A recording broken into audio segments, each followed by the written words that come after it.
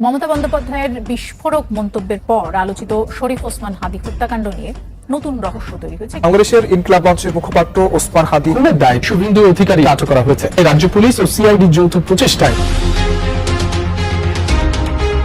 এদিকে এবার বাংলাদেশের ওসমান হাদী মামলায় শুভেন্দু অধিকারী এবং অমিত শাহ আটক হয়। মমতা ব্যানার্জির বক্তব্যে এই দুইজন মূল অপরাধী, এদের শাস্তি হচ্ছে আজকে। এই নিয়ে বাংলাদেশ এবং পশ্চিমবঙ্গ সহ সম্পূর্ণ ভারত তোলপাড়। শরীফ ওসমান হাদীর ঘটনার নাটকীয় মোড়। দর্শক, আপনারা এখন যেটা শুনছেন, যেটা নিয়ে বাংলাদেশে এক প্রকার উত্তেজনা চলছে এবং তোলপাড় শুরু হয়েছে মমতা বন্দ্যোপাধ্যায়ের বক্তব্যকে কেন্দ্র করে। নানানজন নানান পক্ষকে দায়ী করছে। এটা আসলে শরীফ ওসমান হত্যাকাণ্ডের রহস্য উদ্ঘাটন নয়, কিংবা কারা হত্যাকাণ্ড ঘটেছে, যেহেতু মমতা বন্দ্যোপাধ্যায় মুখ খুলেছে, ভারতের নাম এসেছে, অতএব এবার আমরা কোন কিনারা পাবো। সেখানে দাঁড়িয়ে তিনি এমন এক বোমা ফাটালেন যা শুনে গোটা সাউথ ব্লকের মাথায় হাত পড়েছে।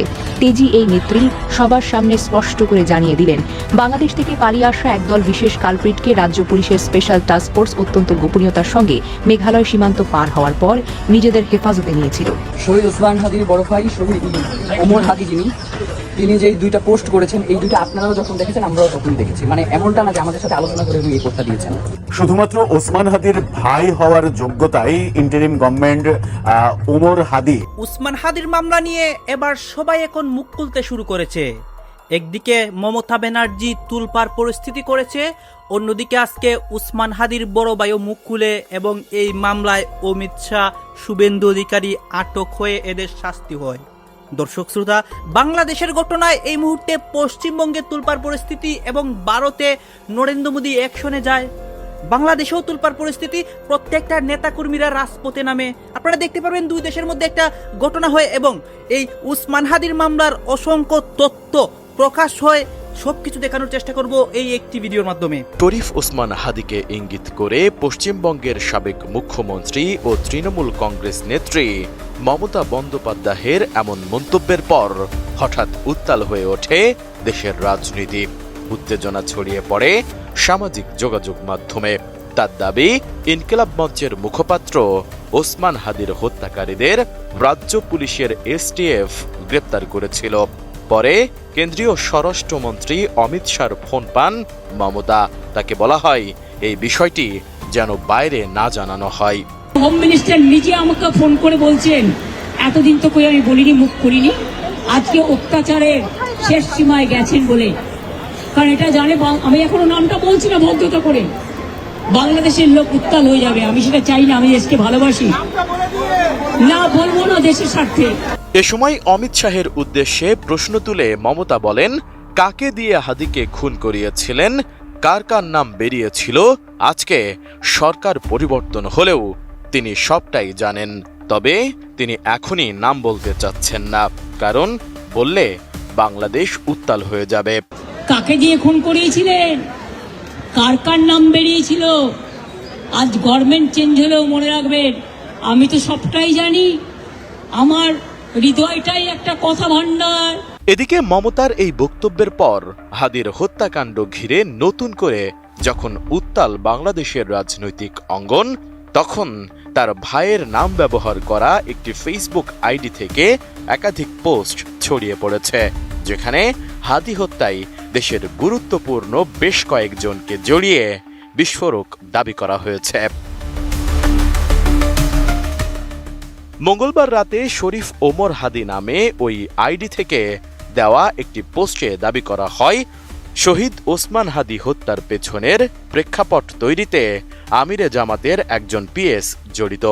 হাদীকে ঢাকা ৮ থেকে সরিয়ে দেওয়ার জন্য ব্যাপক চাপ দেওয়া হয়েছে তাদেরকে। এছাড়া একই আইডি থেকে আরও একটি পোস্টে অভিযোগ করা হয়, হাদী হত্যার ঘটনায় অন্তর্বর্তী সরকারের কয়েকজন উপদেষ্টা এবং বিএনপির কয়েকজন সংসদ সদস্য ও মন্ত্রী সরাসরি জড়িত। পোস্টে আরও বলা হয়, হাদী হত্যার বিচার না হলে ভবিষ্যতে আরও বড় ধরনের অনাকাঙ্ক্ষিত ঘটনা ঘটতে পারে। ওই আইডি থেকে আরও দাবি করা হয়, হাদী হত্যাকে কেন্দ্র করে দেশীয় রাজনীতির বিভিন্ন পর্যায়ে চাপ সৃষ্টি করা হয়েছে এবং এ ঘটনার সুষ্ঠু তদন্ত না হলে তা রাষ্ট্রীয় নিরাপত্তার জন্য ঝুঁকি তৈরি করতে পারে। পোস্ট দুটি নিয়ে সামাজিক যোগাযোগ মাধ্যমে ব্যাপক আলোচনা চলছে। বর্তমানে যুক্তরাজ্যের বার্মিংহামে বাংলাদেশের সহকারী হাই কমিশনে দ্বিতীয় সচিব পদে কর্মরত রয়েছেন ওসমান হাদির ভাই ওমর বিন হাদি। তাই একজন সরকারি কর্মকর্তা হয়ে এ ধরনের পোস্ট তিনি দিতে পারেন কিনা এ নিয়ে প্রশ্ন উঠেছে। কেউ বলছেন তিনি বিধিমালা লঙ্ঘন করেছেন, আবার কেউ বলছেন সরকারি কর্মকর্তাদের ফেসবুক ব্যবহারের ক্ষেত্রে যেসব নির্দেশনা দেওয়া হয়েছে পোস্টগুলো তিনি তা মেনে করেননি। যদিও ফেসবুক আইডিটি হাদির ভাইয়ের বলে নিশ্চিত হওয়া গেলেও পোস্ট তিনি করেছেন কিনা কিংবা এটি হ্যাকড হয়েছে কিনা তা এখনো নিশ্চিত হওয়া যায়নি। তবে বুধবার দুপুরে পূর্বের পোস্ট দুটি প্রত্যাহার করে আরও একটি পোস্টে বলা হয়েছে, শহীদ ওসমান হাদি হত্যা মামলা তদন্তাধীন থাকায় আগের পোস্ট প্রত্যাহার করে নিলাম। তবে হাদিকে হত্যার পূর্বে এবং পরে হাদির সাথে ঠিক কী ঘটেছিল এই বিষয়ে নিরপেক্ষ আলোচনা এবং তদন্ত আবশ্যক। বিপ্লব পরবর্তী একজন বিপ্লবীকে প্রকাশ্যে হত্যা করা হয়েছে, এর দায় সরকার এবং রাজনৈতিক দলগুলো এড়াতে পারে না। তবে কি এবার হাদিকাণ্ডের আসল মাস্টারমাইন্ডের মুখোশ ফাঁস করতে চলেছেন কলকাতার বাঘিনী মমতা বন্দ্যোপাধ্যায়? ঢাকার রাজপথে তরুণ ছাত্রনেতা ওসমান হাদির সেই মর্মান্তিক পরিণতির কথা নিশ্চয়ই সবার মনে আছে। আর এই হাদিকাণ্ডের জল এবার গড়িয়েছে খোদ দিল্লির সাউথ ব্লক পর্যন্ত। সময়টা ছিল চলতি বছরের মার্চ মাস। রাজ্য পুলিশের স্পেশাল টাস্ক ফোর্সের জালে বাংলাদেশ থেকে মেঘালয় সীমান্ত পেরিয়ে ভারতে প্রবেশ করা হাদিকাণ্ডের মূল চক্রীরা সদ্য ধরা পড়েছে মাত্র। আর ঠিক সেই মুহূর্তে ঘটে এক অবিশ্বাস্য ঘটনা। খবর জানাজানি হওয়ার আগেই দিল্লির শীর্ষ মহল থেকে অত্যন্ত গোপনীয় একটি ভিআইপি ফোন কল আসে খোদ কলকাতায়। ওপার থেকে স্বয়ং কেন্দ্রীয় স্বরাষ্ট্রমন্ত্রী অমিত শাহ অত্যন্ত মরিয়া হয়ে নির্দেশ দেন এই গ্রেফতারের খবর যেন কোনোভাবেই রাজ্যের বাহিরে না যায়। কিন্তু বিধানসভা নির্বাচনে হেরে গিয়ে চরম কোণঠাসা হওয়া বাঘিনী মমতা এবার চরম প্রতিশোধ নিতে সেই পুরো গেম প্ল্যান জনসম্মুখে এনেছেন।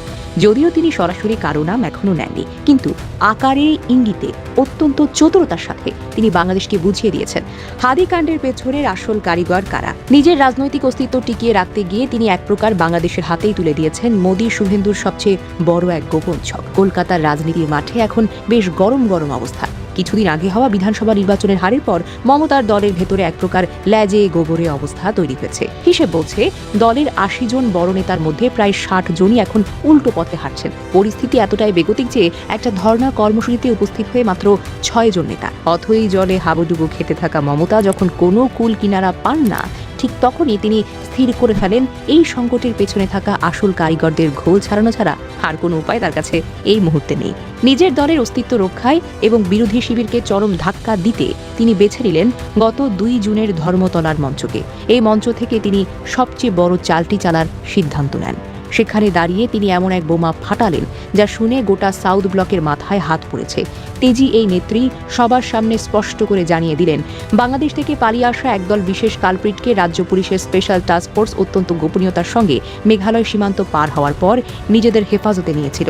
এটি ছিল রাজ্য পুলিশের এক বিশাল বড় কাজ, কিন্তু সেই খবর প্রকাশ্যে আনতে চরমভাবে বাধা দেওয়া হয় খোদ দিল্লির তরফ থেকে। আর এখানেই মমতা তার মোক্ষম চালটি চেলে দিয়েছেন বলে রাজনৈতিকভাবে ফেসে যাওয়া অবস্থা থেকে ঘুরে দাঁড়াতে তিনি সরাসরি দিল্লির দিকে ছুড়ে দিয়েছেন এক মারাত্মক চ্যালেঞ্জ, যাকে তারা অপদস্থ করার চেষ্টা করেছে। তাদের মুখের উপর এমন দাঁত ভাঙা জবাব আসবে তা হয়তো খোদ মোদী প্রশাসনও কখনো ভাবতে পারেনি।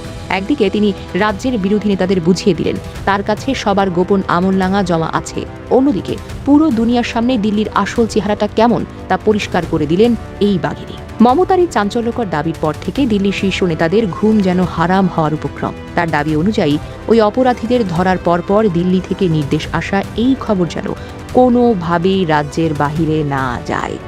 দেশের নিরাপত্তার দোহাই দিয়ে সবকিছু ধামাচাপা দেওয়ার এক আপ্রাণ চেষ্টা চালানো হয়। কিন্তু মমতা এবার অত্যন্ত চালাকির সাথে সাউথ ব্লকের গোপন আমলনামা জনসম্মুখে টেনে এনেছেন। তিনি সরাসরি প্রশ্ন ছুড়ে দিয়েছেন শরীফ ওসমান হাদির ঘটনার নাটকীয় মোড়।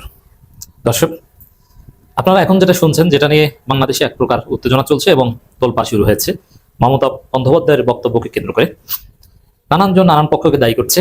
এটা আসলে শরীফ ওসমান হত্যাকাণ্ডের রহস্য উদ্ঘাটন নয়, কিংবা কারা হত্যাকাণ্ড ঘটেছে, যে যেহেতু মমতা বন্দ্যোপাধ্যায় মুখ খুলেছে, ভারতের নাম এসেছে, অতএব এবার আমরা কুল কিনারা পাবো কিংবা হত্যার রহস্য উদ্ঘাটিত হবে, বিষয়টা মোটেও এরকম নয়। ন্যায় বিচারের ধারে কাছেও আমরা যেতে পারছি না, বরং শরীফ ওসমান হাদির খুনিরা অধরাই থেকে যাবে বলে এখন পর্যন্ত মনে হচ্ছে। যদি হ্যাঁ আরেকটা যদি পরিপূর্ণ বিপ্লব হয়, যে বিপ্লবের মধ্য দিয়ে পুরো এস্টাবলিশমেন্টকে একদম ধসিয়ে দেওয়া যায়, নতুন করে বাংলাদেশের পথ চলা শুরু হয়, আমরা আমাদের আত্মপরিচয় নির্মাণ করতে পারি, তখন হয়তো বা ওসমান হাদির হত্যার কুল কিনারা আমরা পাবো কিংবা এর বিচার পাবো। কিন্তু এখন পর্যন্ত আপনারা যা দেখছেন শুনছেন, এতে বিচার পাওয়ার কোনো সম্ভাবনা নেই। এখন যেটা ঘটছে এটা একটা ষড়যন্ত্র এবং বিএনপি জামাতের মধ্যে বা দেশের বিভিন্ন গোষ্ঠীর মধ্যে, গ্রুপের মধ্যে এক ধরনের ফাটাফাটি বাঁধানোর একটা প্রচেষ্টা, এবং অলরেডি কিন্তু শুরু হয়ে গেছে। মানে বাস্তবতা হচ্ছে এটা যে এই মমতা বন্দ্যোপাধ্যায়ের বক্তব্য এবং এই বক্তব্যের নানান ডাইমেনশন, বক্তব্যের চুলচেরা বিশ্লেষণ এবং আরো নানান যেসব তথ্য ভারত থেকে ধীরে ধীরে আসবে, এখানে যদি আমাদের এখানে সঠিক অবস্থান নিতে হয় তাহলে মমতা বন্দ্যোপাধ্যায়কে আলাদা করে দেখলে হবে না। ভারতকে যদি আপনি শত্রু মনে করেন, মমতা ইজ অলসো আওয়ার শত্রু। হ্যাঁ, কলকাতার মুসলিমদের জন্য বা পশ্চিমবঙ্গের মুসলিমদের জন্য হয়তো মমতা ভালো, বাট বাংলাদেশের জন্য মমতা অলওয়েজ ক্ষতিকর। কারণ এটা এই বিষয়টা তিস্তা চুক্তি করতে বাধা দিয়েছেন মমতা, আর ভারতের সেন্ট্রাল ফরেন পলিসি সবসময় এক, মমতা বলেন আর বিজেপি বলেন আর কংগ্রেস বলেন। বিএনপি একটা ভুলের মধ্যে ছিল, ভেবেছিল যে নরেন্দ্র মোদী ক্ষমতা এসেছে, এবার মনে হয় আওয়ামী লীগের 12টা বেজে যাবে, বিএনপি অফিসে মিষ্টি বিতরণ করা হয়েছিল, কিন্তু দেখা গেছে যে নরেন্দ্র মোদী আরো আওয়ামী লীগ। ওইরকম মমতা যদি সেন্ট্রাল ইন্ডিয়ার না অল ইন্ডিয়ার প্রাইম মিনিস্টার হতে পারে সাপোজ, তাহলে দেখবেন যে তিনি আরো বেশি আওয়ামী লীগ। এটা ভারতীয়। তো এই জন্য মমতা ওই বক্তব্য দিয়ে কার্যত বাংলাদেশকে অস্থির করে তুলতে চাইছেন, এটা স্পষ্ট হচ্ছে। কারণ মমতার বক্তব্যের আফটারম্যাথ হিসেবে আমরা যেটা দেখতে পাচ্ছি, এটা শরীফ ওসমান হাদি হত্যাকাণ্ডের কুল কিনারা কিংবা রহস্য উদ্ঘাটনের কোনো বিষয় না, বরং বাংলাদেশের রাজনৈতিক দলগুলোর মধ্যে কাদা ছড়াছড়ি একটা বিষয়।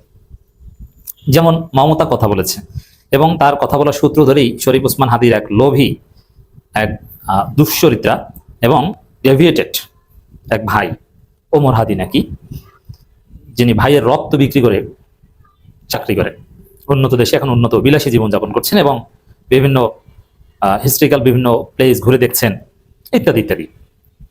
ওর ক্যারিয়ার গড়ে তুলেছে এবং ওসমান হাদির যে ভাইকে নিয়ে কথা বলছি, ওসমান হাদির স্ত্রীকে নিয়েও বাজে কথা বলেছিলেন সেই ওমর হাদি বা ওই ছেলেটা। ব্যক্তিগতভাবে ওর সাথে আমার কখনো কোনো পরিচয় হয়নি, ওসমান হাদি আমার বন্ধু ছিল পরেবার। এখানে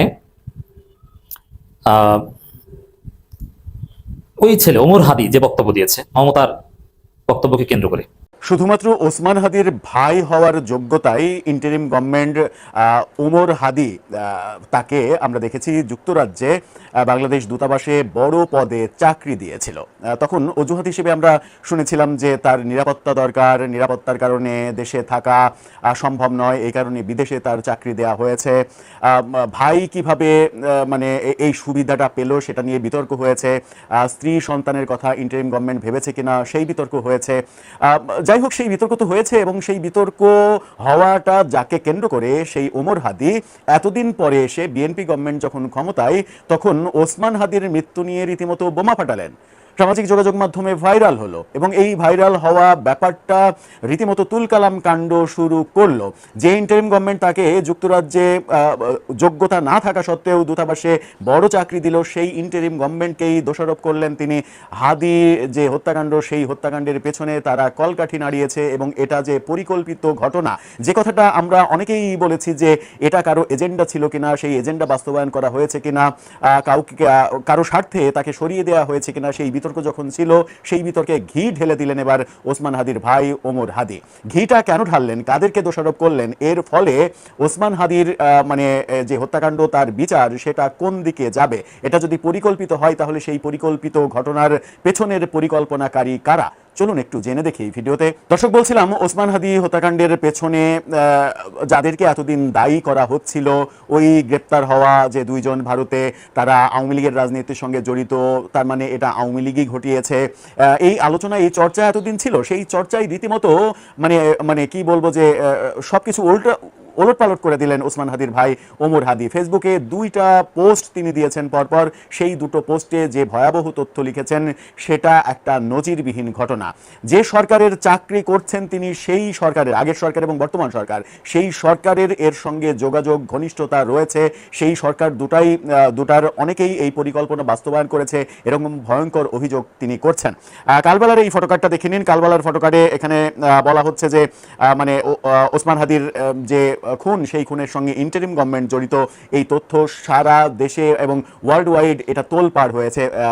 দর্শক আপনারা তো দেখলেন এখানে কি কথা হচ্ছে, অনেকেই কিন্তু অনেক কথা বলতেছে। বিশেষ করে এখানে দেখতে পাচ্ছি আমরা শুভেন্দু অধিকারীর বিষয়ে কথা হয়, আরও অনেক বিষয় নিয়ে কথা হয়। এই বিষয়গুলো দেখে এবং শুভেন্দু অধিকারী নিয়ে আপনার মন্তব্য কি, আপনার গুরুত্বপূর্ণ মন্তব্যটা অবশ্যই আপনারা আমাদের কমেন্ট বক্সে লিখে যাবেন। সর্বশেষে আপনাদের কাছে আমাদের একটা রিকোয়েস্ট থাকবে, আপনারা আমাদের চ্যানেলে নতুন দর্শক হয়ে থাকলে চ্যানেলটি সাবস্ক্রাইব করবেন এবং পাশে থাকা বেল বাটনটি বাজাবেন, যাতে করে নেক্সট ভিডিওটা সবার আগে আপনাদের কাছে পৌঁছে যায়। ধন্যবাদ।